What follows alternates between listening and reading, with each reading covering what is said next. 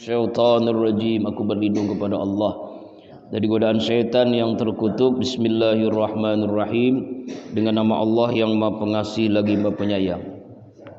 Wailul, kecelakaanlah, neraka welah, likulli, bagi setiap humazah, pengumpat, lumazah, pencela. Alladzi, yaitu orang yang jamaah, mengumpulkan malan, harta, wa addadah, dan menghitung-hitungnya. Yasabu, dia mengira, anna malahu, bahwasanya harta itu, akhladah, mengekalkannya. Kalla, sekali-kali tidak. La yumbazanna fil hutamah, sungguhnya dia benar-benar pasti akan dilemparkan ke dalam neraka hutamah. Wa ma adraka, tahukah kamu ya Muhammad, mal hutamah, apa neraka hutamah itu? Narullahil muqadah, yaitu api yang Allah siapkan yang menyala-nyala. Allati tattali'u, yang membakar api itu, alal afidah, sampai ke hati. Innaha, sesungguhnya api itu, alaihim, sesungguhnya neraka itu, alaihim, kepada mereka yang masuk ke neraka itu, mu'sodah, ditutup rapat, fi amadin, di dalam tiang-tiang, mumaddadah, amadi mumaddadah, tiang-tiang yang panjang. Maksudnya sudah tidak bisa keluar lagi dari neraka hutamah. Ini terjemahannya ayat surah Al-Humajah. Al-Humajah ini termasuk surah Makiyah ya, diturunkan sebelum Nabi hijrah. Asbabun nuzulnya ada beberapa riwayat. Riwayat yang pertama dari Utsman bin Umar. Sumajah ini berkenaan dengan Ubay bin Khalaf, orang tokoh Quraisy yang kaya raya, yang kaya banget gitu. Saking kayanya akhirnya dia membangga-banggakan hartanya. Bukan hanya itu, bukan hanya membanggakan hartanya, dia mengejek, menghina Rasulullah SAW dengan kekayaan yang dia miliki. Nah, akhirnya Allah Subhanahu wa taala mengecam apa yang dilakukan oleh Ubay bin Khalaf ini dengan menurunkan surah Al-Humajah. Riwayat yang kedua, asbabun nuzul surah Al-Humajah, dari As-Suddi ya, yaitu berkaitan dengan Al-Ahnas bin Syarik yang selalu mengejek dan mengumpat orang. Ia ini memiliki ketajaman lidahnya, sehingga apapun, siapapun yang bergaul dengannya pasti akan merasakan ketajaman lidahnya si Ahnas bin Syarik ini. Maka Allah pun menurunkan surah ini sebagai ancaman, teguran kepada seorang yang mulutnya itu selalu menjelek-jelekan orang, tajam banget mulutnya. Riwayat yang ketiga, surah ini turun bersumber dari Ibnu Ishaq, yaitu surah Al-Humajah turun berkaitan dengan Umayyah bin Khalaf yang selalu menghina, yang selalu mengejek, mencela Rasulullah SAW apabila ia berjumpa dengan Rasulullah. Ya, bertemu wajah dengan Rasulullah ini, si Umayyah bin Khalaf ini selalu menghina Rasulullah. Ya, maka Allah pun turunkan surah Al-Humajah ini sebagai ancaman, siksa yang sangat dahsyat kepada orang yang suka menghina, mengejek, mencela orang lain. Ya, kecaman yang keras kepada Umayyah bin Khalaf ya, yang selalu menghina Rasulullah sallallahu alaihi wasallam. Ini ada 3 riwayat asbabun nuzulnya. Ya. Nah, surah Al-Humazah ini nanti kita bicara beberapa hal. Ada masalah mulut, ada masalah harta, ya. Menyebabkan seseorang itu masuk surga dengan mulutnya, dengan hartanya juga, tapi juga dengan mulut ini menyebabkan orang masuk neraka. Makanya diawali kalimat surah Al-Humajah ini wailun, ya, wailun, celaka, neraka wel. Pernah kita bahas dalam surah Al-Maun, wailul lil musalli. Nah, sekarang wailul likulli humazatil lumazah. Jadi neraka wel, celaka bagi orang yang humazah dan lumazah. Apa bedanya humazah dengan lumazah? Ya, humazah itu ya, itu artinya adalah al-hamzu, memojokkan orang lain dengan ucapan, menghina orang lain dengan ucapan, ya, secara langsung menghinanya. Kamu jelek, kamu miskin, kamu bodoh. Nah, jadi menghina secara langsung itu namanya humazah. Ya, humazah. Nah, humazah ini adalah boleh disebut, ya, berulang-ulang melakukan mengumpat mengejek seseorang. Sedangkan lumazah, al-lamzu, ya, mengejek orang lain dengan isyarat. Ya, isyarat itu bisa jadi dengan tubuhnya, dengan matanya, atau dengan yang lainnya. Ya, humazah dengan lumazah ini hampir sama, cuma bedanya situ. Sama-sama mengejek, sama-sama menghina. Ada juga ulama yang mengatakan kalau humazah itu secara langsung menghinanya, kalau lumazah itu di belakang layar. Jadi yang disebut dengan ghibah, ya, gosip, ya, merumpi, itu nanti, ya, yang mengejeknya itu di belakang gitu, di belakang layar gitu. Istilah agama itu gosip, ya, membicarakan aib orang lain.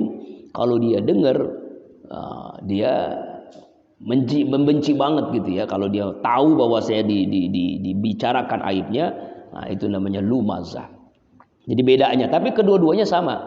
Kedua-duanya adalah menghina, mengejek seseorang. Baik karena dia lebih tinggi ilmunya, lebih tinggi kedudukannya, lebih tinggi hartanya, atau lebih tinggi jabatannya, kedudukannya, atau juga bisa jadi karena keturunannya darah biru, ya, ningrat. Makanya biasanya orang mengejek itu lebih tinggi memang.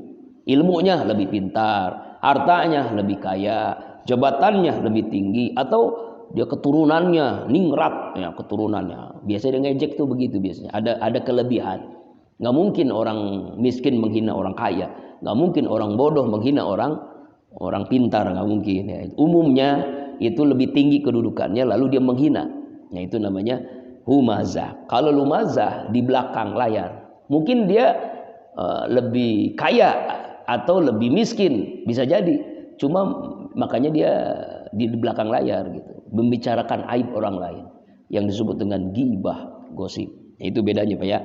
Tapi kedua-duanya sama-sama dosa besar, sama-sama wailun, ya. Allah mengatakan disebut dengan wailun. Kalau wailun ini udah jelek banget dah. Di dunia dia celaka, di akhirat dia mendapatkan neraka wail.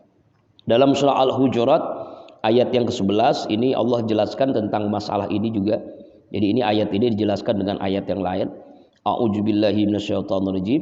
Ya ayyuhalladzina amanu la yaskhar qaumun min qaumin asa ayyakunu khairan minhum wala nisaa'un min nisa'in asa ayyakunna khairan minhunna wala talmizu anfusakum wala tanabazu bil alqab bisal ismul fusuqa ba'dal iman wa man lam yatub fa ulaika humuz zalimun. Al-Hujurat ayat 11.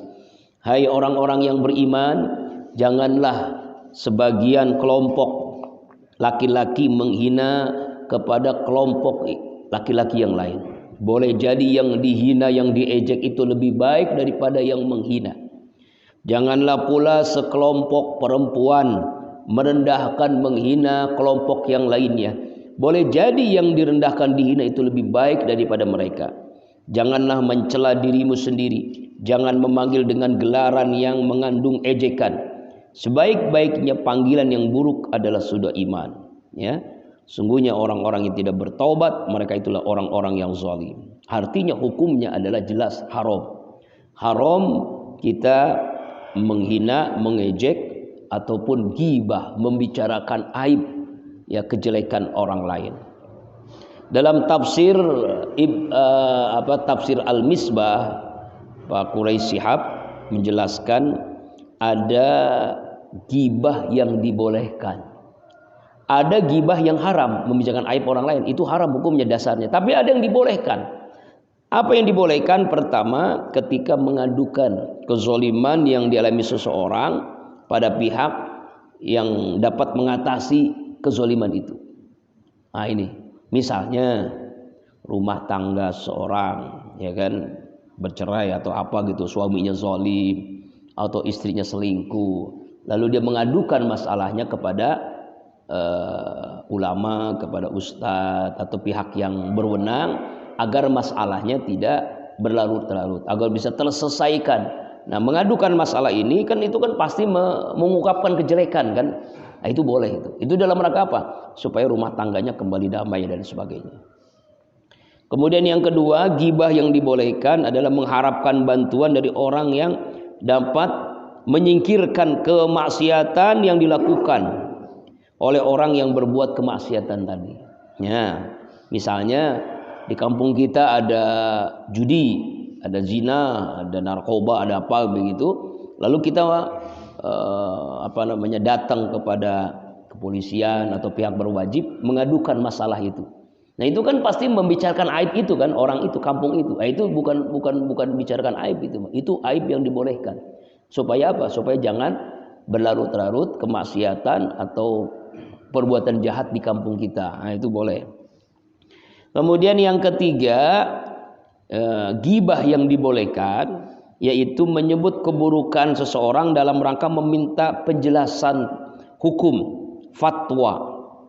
Ya, misalnya ya kita punya masalah dengan istri atau istri bermasalah dengan suami, lalu akhirnya dia minta fatwa, petunjuk dari ustadz, dari kiai, dari ajengan, dari habaib, dari ulama. Bagaimana nih istri saya nih kalau tidur ngorok? Nah, misalnya itu nggak apa-apa ya. Dia suka begini begitu ya. Lah kan akhirnya kan kita buka aib istri kita. Nah, itu boleh. Itu dalam rangka apa? Meminta fatwa. Hukumnya boleh nggak Pak Kiai? Bagaimana jalan keluarnya? Itu meminta fatwa kepada kiai, ya, dengan membicarakan aib istri itu boleh. Dalam rangka itu aja. Jadi bukan tujuannya memang membicarakan aib, bukan. Dalam rangka meminta fatwa agar rumah tangga kita tetap langgeng misalnya. Kemudian yang keempat, ghibah yang dibolehkan menyebutkan keburukan seorang dengan tujuan memberikan peringatan kepada orang lain agar tidak dirugikan oleh yang bersangkutan. Ya, tujuannya adalah memberikan peringatan. Ya, ya misalnya nih Allah tuh menyebutkan Abu Lahab dengan kejelekan-kejelekannya. Tabbat yada Abi Lahab. Itu bukan ghibah itu. Kenapa? Supaya jadikan pelajaran jangan sampai kita seperti Abu Lahab, ya gitu kan. Allah aja membicarakan aib itu kan. Atau jika Allah membicarakan tentang Fir'aun, tentang Qarun, nah itu boleh itu.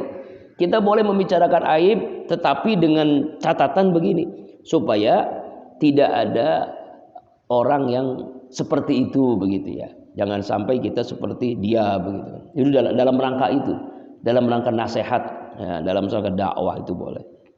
Kemudian yang berikutnya, yang kelima, membicarakan keburukan seseorang yang memang secara terang-terangan tanpa malu melakukan keburukan. Misalnya ada orang berzina terang-terangan, ada orang korupsi terang-terangan, ya ini ya. Ada orang mencuri terang-terangan, ada orang yang bermaksiat terang-terangan, lalu kita ceritakan supaya apa? Supaya jangan ada maksiat di kampung kita. Nah, itu boleh. Kemudian yang keenam, ghibah yang dibolehkan ya memberikan ciri tertentu supaya orang ini bisa disebutkan. Misalnya namanya sama. Nah, kampung kita kan banyak tuh, ada Sopyan kan. Ada Sopyan Bewok, ada Sopyan Bom-bom. Nah, itu supaya apa? Kalau Sopyan doang bingung yang mana Sopyannya. Ini itu Bewok, Bon-bon itu adalah sebutan supaya orangnya ini. Nah, itu. Kalau ya gitu itu boleh. Ya itu, dan dia nggak tersinggung dan dia nggak sakit hati gitu ya. Kecuali kalau sakit hati ya jangan sampai. Misalnya ada Bang Kumis gitu ya, sama-sama namanya sama Budi gitu. Budi yang mana? Budi Kumis. Nah, gitu misalnya. Atau nama yang sama tuh Agus yang mana? Nah, Agus yang mana? Kan Agus banyak. Nah, Agus siapa begitu ya. Itu menyebut ciri tentu boleh itu. Itu boleh. Apalagi ada sebutan apa, dan dia pun nggak tersinggung, nggak sakit hati dengan sebutan itu. Karena apa? Karena untuk membedakan antara seseorang dengan seseorang yang lain. Ini ghibah yang diperbolehkan. Selain itu nggak boleh, haram hukumnya. Menghina orang lain, membicarakan aib orang lain hukumnya haram dan diberikan oleh Allah kecelakaan di dunia dan di akhirat. Bahkan dalam sebuah hadis yang lain dulu pernah saya jelasin tentang namanya itu al-muflis. Muflis itu orang yang bangkrut, yaitu orang yang dia di dunia ini rajin ibadah, sholatnya rajin, puasanya rajin, baca Al-Qur'annya rajin, zakat infaknya, hajinya bahkan, umrohnya juga. Hebat orang ini. Nah, tapi ketika di dunia pernah dia menyakiti orang lain. Dia pernah membuka aib orang lain. Nah, selangkah lagi orang ini di surga, lalu ada yang protes. Ya Rasulullah, ya Allah, maaf ya, di surga ini. Orang ini, si fulan ini ya Allah, pernah menyakiti hati saya. Hati saya sakit, saya orang bodoh, saya orang miskin di dunia, saya sulit mencari keadilan. Saya mohon keadilan-Mu ya Allah. Karena dia pernah menyakiti hati saya. Dia pernah mengejek saya. Saya tidak ridho ya Allah. Nah, lalu apa kata Allah? Seluruh pahala salatmu, puasamu, zakatmu, hajimu, umrohmu buat orang yang kau sakiti itu, buat orang yang kau hina itu. Bukan hanya itu kata Allah, orang yang dihina itu yang mungkin dia pernah berzina, dia pernah berbuat dosa, dosanya untukmu. Jadi artinya adalah akhirnya orang yang rajin beribadah ini masuk neraka karena sering menghina orang lain. Yang orang disakiti ini, dihina ini masuk surga. Kenapa? Karena dia ikhlas, dia ridho. Nah, ini namanya al-muflis. Yaitu apa? Al-muflis itu bangkrut. Capek-capek dia beribadah, tapi pahala ibadahnya buat orang yang dihina. Capek-capek dia sholat, pahala sholatnya buat orang yang diejek. Capek-capek dia puasa, pahala puasanya untuk orang yang pernah disakiti olehnya. Makanya hati-hati. Ya, tajamnya pedang itu tidak setajam lidah. Lidah itu lebih tajam daripada pedang. Kalau pedang hanya menyakiti tubuh, kalau lidah menyakiti hati, dan itu bisa masuk terus ke pikiran orang dan akhirnya merasakan dia sakit hatinya tuh sampai dia mati. Makanya hati-hati kita dengan lidah ini, ya, dengan lisan ini, karena bisa menyakiti orang lain. Nah, ini namanya muflis. Maka jangan sampai kita muflis tuh, bangkrut. Nauzubillahi min dzalik. Apa maknanya? Maknanya adalah jangan sampai kita itu sudah bangga dengan ibadah, tapi kita tidak melihat hati orang lain yang tersinggung, yang sakit hati dengan ucapan kita. Jangan sampai ini. Inilah penting kita menjaga silaturahim, minta ridho. Makanya kenapa kita disunahkan kalau berjumpa dengan orang itu kita salaman. Kan sekarang orang salaman kan nggak mau. Salamannya begini, salamannya begini. Ada yang begini salamannya, ada yang begini. Apa kata Nabi ini? Kalau tangan nih begini nih salaman ini, sebelum pisah, maka seluruh dosa orang tadi yang salaman ini Allah ampuni, Allah gugurkan tuh. Allah Akbar. Kenapa? Karena takut corona. Maka salamannya begini, makanya begini. Allah Akbar. Allah Akbar. Kita ini sekarang-kadang ketemu orang itu seuzon mulu, wah corona nih. Insya Allah enggak bahaya. Yang penting kita yakin kita sehat, orang itu pun sehat. Balik lagi, jadi itulah. Jadi penting kita jangan sampai menyakiti hati orang lain. Di dunia rugi kita, persaudaraan jadi terputus, silaturahim terputus. Di akhirat wailun, celaka, yaitu neraka wail. Ini yang dimaksud ayat yang pertama. Kemudian ayat yang kedua ini tentang harta ini, tentang masalah kekayaan. Alladzi jama'a malahu adada. Ada orang yang hidupnya itu yaitu selalu mengumpulkan harta, menghitungnya. Mungkin kalau bacanya cuma segini doang, apa salahnya kan ya? Punya duit dihitung, itu nggak ada salahnya, nggak ada. Tapi maksudnya adalah ayat yang ketiganya.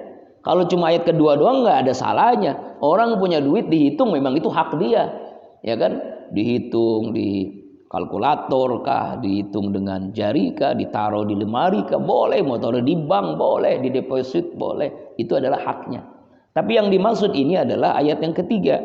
Ya sabu annama lahu akhlada, yaitu dia menyangka dengan dia menghitungnya uangnya itu, hartanya itu, membuat dia kekal hidupnya itu selama-lamanya di dunia, membuat dia bahagia dengan uangnya itu. Nah ini termasuk orang yang bakhil sekaligus orang yang toma, dan memang sahabat karib seperti koin itu kan, depan dan belakang itu sahabat karib yang tidak terpisahkan. Orang yang pelit pasti serakah, orang yang serakah pasti pelit. Nah ini maksudnya. Jadi yang dimaksud mengumpulkan harta adalah yaitu hartanya membuat dia jadi pelit, membuat dia jadi serakah, membuat jadi bakhil, membuat jadi toma. Toma itu tamak, ya tamak. Makanya hurufnya itu mengembang semua. Huruf to, ya kan, huruf mim, huruf ain, bahkan ain tuh, ain mangap. Jadi begitu tuh orang yang toma tuh. Nauzubillahi. Artinya dia tidak peduli dengan sekitarnya. Ada orang miskin kayak, ada pesantren, ada madrasah, ada masjid, ada musola, ada anak-anak yatim, nggak peduli. Yang penting ini harta kan gue yang cari. Ini seperti kisahnya Qarun, ya kan? Qarun itu miskin, lalu minta doa kepada Nabi Musa, ya Nabi Allah Musa, saya bosan jadi orang miskin. Kalau saya kaya, ya Nabi Allah Musa, saya akan ibadah kepada Allah. Oh, ngomongnya begitu tuh. Saya akan jadi orang yang taat kepada Allah, harta yang saya berikan. Ya kan? Apa yang terjadi? Doa Nabi Musa dikabulkan, dia jadi orang kaya. Tapi setelah kaya, lupa dengan ungkapan dia, omongan dia katanya mau jadi taat kepada Allah. Akhirnya dia apa? Mengumpulkan harta terus. Ketika ada yang tanya, kamu kaya sekali hai Qarun, hartamu dari mana? Ya dari saya dong, kerja keras saya. Nggak ada urusan dengan Tuhan. Wah, bahkan saking kayanya itu kunci gudangnya, hartanya itu sampai dalam sebuah riwayat 70 orang yang gede kuat membawa kunci gudangnya. Kuncinya doang gitu. Belum gimana gudangnya. Kalau kuncinya gedenya 70 orang yang bawa, apalagi gudangnya. Apalagi hartanya, berarti hartanya banyak banget. Makanya kalau kita punya harta, kalau yang dilakukan Qarun itu ya sia-sia. Lalu apa ya akhirnya tuh? Allah tenggelamkan Qarun bersama harta-hartanya. Allah tenggelamkan. Makanya kalau orang menemukan harta di bawah namanya harta Qarun, harta karun ya. Kalau kita kan Qarun. Kenapa? Karena itu kejadiannya harta Qarun ini ditenggelamkan oleh Allah. Nah ini nih, ya kan? Makanya Islam itu tidak melarang kita kaya, bahkan harus kaya. Nabi itu kaya. Nabi itu kaya ketika masa mudanya, tapi miskin ketika akhir hidupnya. Kenapa bisa kebalik? Kalau kita kan banyakan nih, masa muda miskin, udah tua kaya. Kalau Nabi masa mudanya kaya, tuanya miskin. Kenapa bisa begitu? Karena waktu mudanya beliau bisnis, beliau berdagang, awalnya jadi karyawan Khadijah. Karena kejujurannya, orang pada nitipin uangnya itu dimanfaatkan, diolah dengan bisnis yang berikutnya. Akhirnya sampai mengembang, akhir hartanya pun sampai banyak sekali Rasulullah itu. Akhirnya dia melamar majikannya Khadijah dengan mahar mas kawin sekitar kalau dirupiahkan 5 miliar. Mana ada di kampung kita orang kawin maharnya mas kawin 5 miliar? Ada? Nggak ada. Ya kan? Saking kayanya tuh Nabi itu. Hebat banget ya. Tapi di akhir hidupnya Rasulullah miskin. Kenapa? Karena hartanya seluruhnya untuk umat. Baik itu masjid, baik itu untuk dakwah, untuk anak yatim, untuk fuqara masakin. Ya. Bahkan Rasulullah tuh di akhir hidupnya, kalau dia punya harta, dia nanya dulu kepada Aisyah, ya Humairah, adakah uang di rumah kita hari ini? Ada ya Rasul, sedekahkan, infakkan. Jadi Rasulullah kalau sebelum tidur itu ngomong begitu dulu. Rasulullah tuh nggak bisa tidur kalau di rumahnya ada duit. Beda dengan kita nggak bisa tidur kalau di rumah nggak punya duit. Ya Allah, ya Allah. Sampai begitu tuh, saking dermawannya. Bahkan dalam sebuah riwayat di bulan suci Ramadan ini, kerih seperti angin yang bertiup. Saking dermawan Rasulullah itu seperti angin yang bertiup. Artinya apa? Nggak mau hartanya itu ada di rumah. Dia ingin infakkan. Makanya kalau dia ketika wafat, Rasulullah tidak meninggalkan harta. Ya, ditinggalkan adalah ilmu, yang ditinggalkan adalah Al-Quran, yang ditinggalkan adalah hadis Rasulullah SAW. Itulah luar biasa Nabi. Nah ini orang seperti Qarun nih, dia kumpulkan harta, lalu dia hitung, dia kumpulkan harta, dia dari hitung. Karena serakahnya, karena bakhilnya, akhirnya dia ya jama'a malahu wa ahdada yasabu anna malahu akhlada. Dia yang nggak boleh itu adalah bakhilnya, nggak boleh itu serakahnya. Jadi harta itu dua kemungkinan, bisa membahagiakan, bisa mencelakakan. Kalau membahagiakan, akhirnya dia jadi tenang dengan hartanya, dia bisa beramal, bisa berzakat. Makanya ada pilihan, Pak.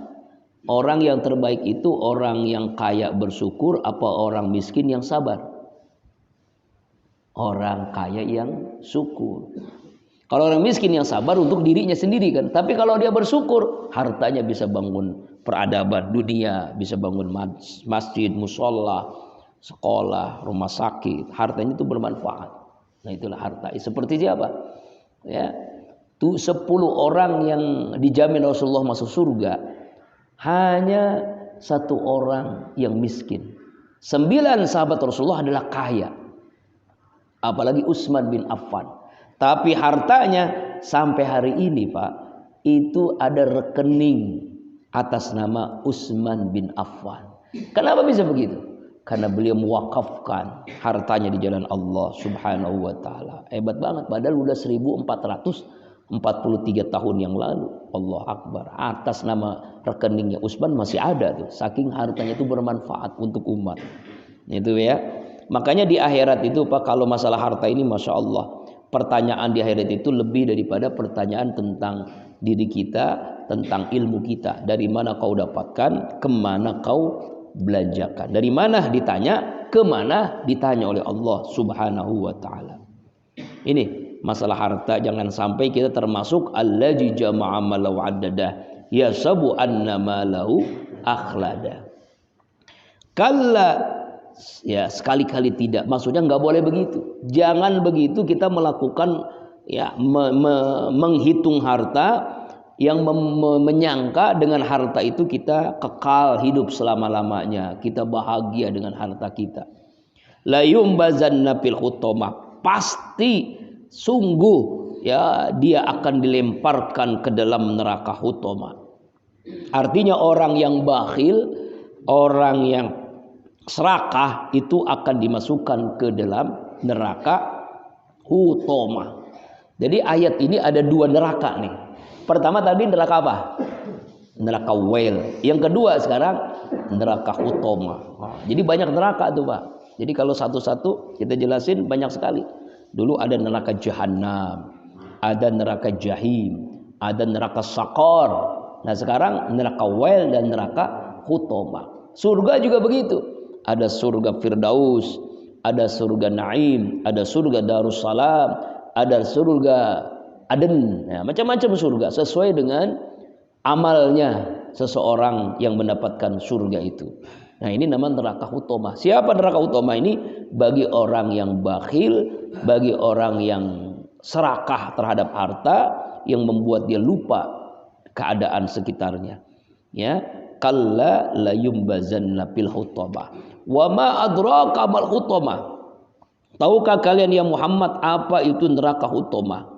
Ya, artinya adalah keadaan hutamah itu dahsyat banget. Makanya kalimatnya wa ma adraka.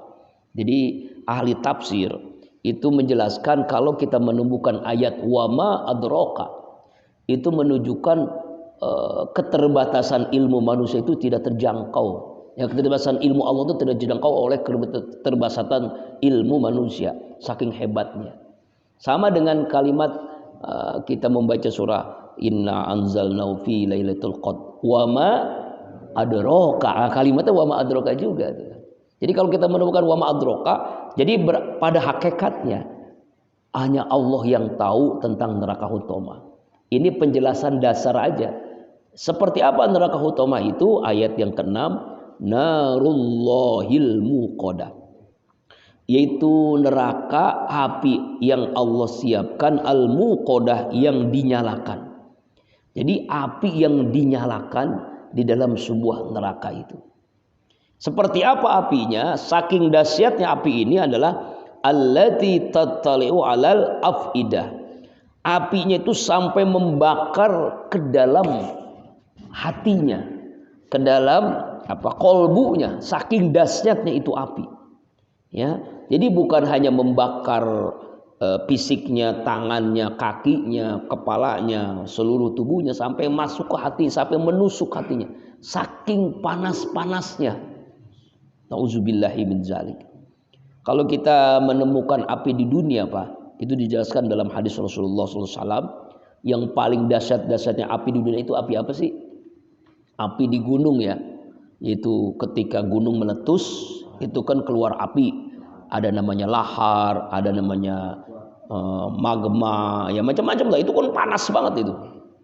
Ya kan? Orang sampai, makanya kan kalau gunung mau meletus kan 500 meter atau 1 kilometer itu daerah terlarang.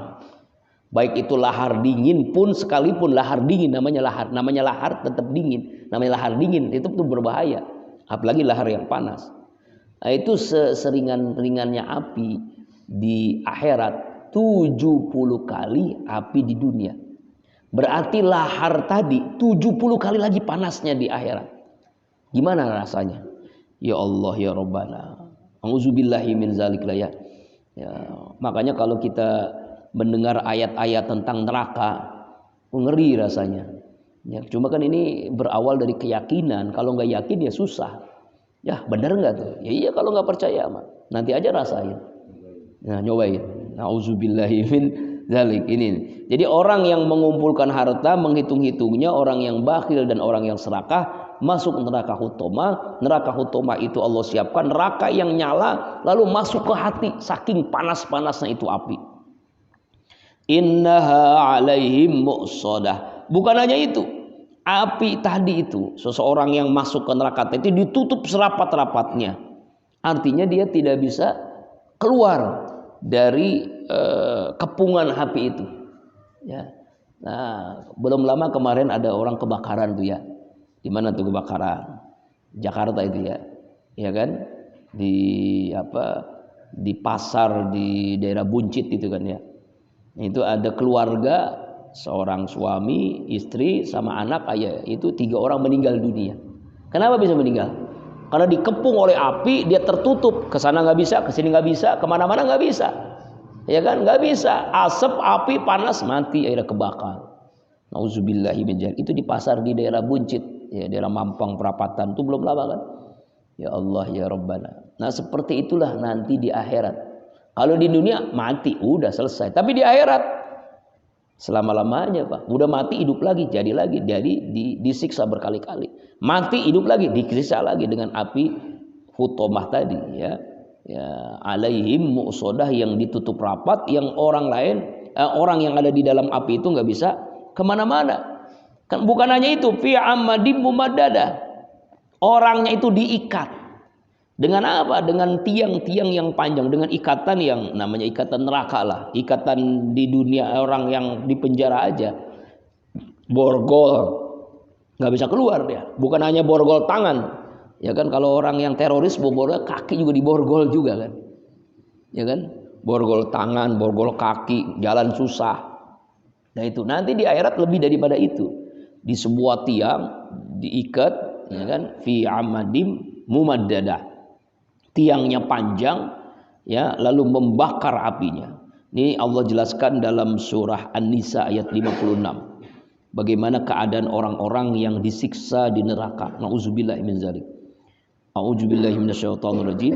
Innal ladzina kafaru bi ayatina sawfa nuslihim nara kullama nadijat juluduhum badalnahum juludan ghairaha liyazuqul azab. Innallaha kana azizan hakima. Sesungguhnya orang-orang kafir, orang-orang yang mengingkari, enggak percaya dengan ayat-ayat kami, Al-Qur'an, kami masukkan mereka ke dalam neraka. Setiap kali kulitnya hangus, kami ganti kulit dengan kulit yang lain. Ini kan kulitnya hangus nih. Ya namanya api neraka kan hangus, diganti oleh Allah dengan kulit yang lain. Ya. Ya apa tuh? Ya saking dahsyatnya gitu. Artinya tubuhnya itu hancur, lebur, hitam, kulitnya hilang, lalu diganti lagi dengan kulit yang baru lagi. Mati lagi, dikilata berkali-kali begitu terus menerus sampai selama-lamanya. Innallaha kana azizan hakima. Sesungguhnya Allah maha gagah lagi maha bijaksana. Ya Allah ya Rabbana. Dahsyatnya api neraka hutomah ini. Jadi hari ini kita membaca dua hal, neraka wail dengan neraka hutomah. Ya, jadi perbuatan-perbuatan ini jangan sampai kita lakukan. Ini cuma dua kan, mulut dan harta. Karena mulut orang bisa masuk surga, dengan harta orang bisa masuk surga. Dengan mulut orang bisa masuk neraka, dengan harta orang masuk neraka. Bagaimana supaya kita masuk surga? Mulutnya ya kita jaga. Apa itu? Dalam Al-Quran banyak sekali. Ada namanya qaulan layyina, ucapan-ucapan yang baik, lembut. Qaulan saqila, ucapan-ucapan yang membuat kebaikan-kebaikan. Makanya diam itu emas, bicara baik itu berlian. Kita mau pilih yang mana? Mau emas, mau berlian? Boleh. Kalau nggak ngomong mampu baik, ya diam karena emas. Tapi kalau mampu baik itu berlian. Itu namanya qaulan layyina, qaulan saqila, qaulan baligha.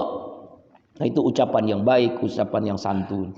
Nah, sekarang kan acara-acara gosip, acara gibah ini kan disukai oleh ibu-ibu ya, oleh bapak-bapak juga ya. Acara-acara ini. Ya Allah ya Rabbana, saya aja ditelepon. Ya kan kasus anak dari almarhum Ustaz Arifin.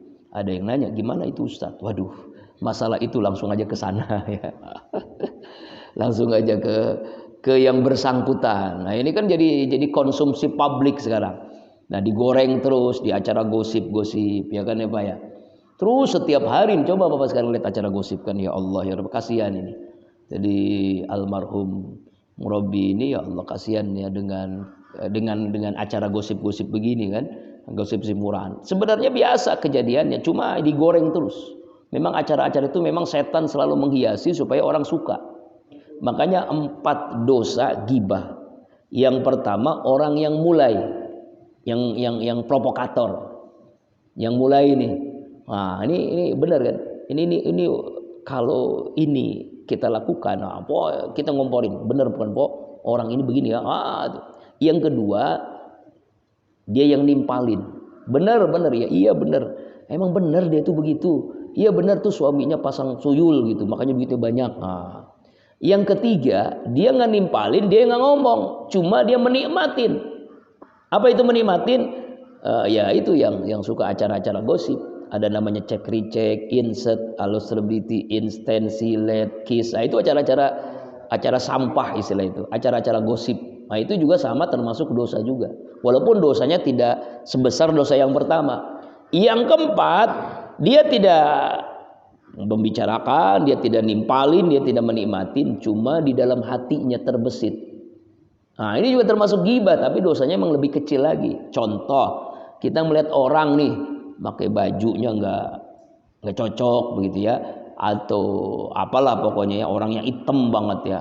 Apalagi kalau Bapak sering nanti kalau ke Mekah, umroh, haji kan ngeliat orang kan macam-macam kan, ada yang hitam banget, ada yang putih banget, ada yang macam-macam itu kulit ya kan, ada sawo mateng, ada sawo busuk gitu. Ngomong sih enggak, cuma dalam hati, jelek amat ya. Itu juga termasuk dosa. Makanya kita nggak boleh melakukan itu. Caranya istighfar. Ini ghibah, ini dosanya luar biasa. Jadi yang kita ambil hikmah apa dari ayat surah Al-Humazah ini, jangan kita termasuk orang yang gibah, baik itu humazah ataupun lumazah. Terang-terangan ngejek orang nggak boleh, di belakang juga nggak boleh, sama dosanya. Kita ngomong langsung, lu gini jelek, wah begini, itu nggak boleh. Kenapa? Karena bisa tersinggung, sakit hati, humazah, apalagi lumazah sama dosanya. Ini yang pertama. Keduanya sifat yang membuat kita masuk neraka. Ya, kemudian yang berikutnya masalah harta. Harta ini kan ada 3. Harta yang kita makan jadi kotoran, harta yang kita simpan jadi warusan, Harta kita mana itu yang sebenarnya?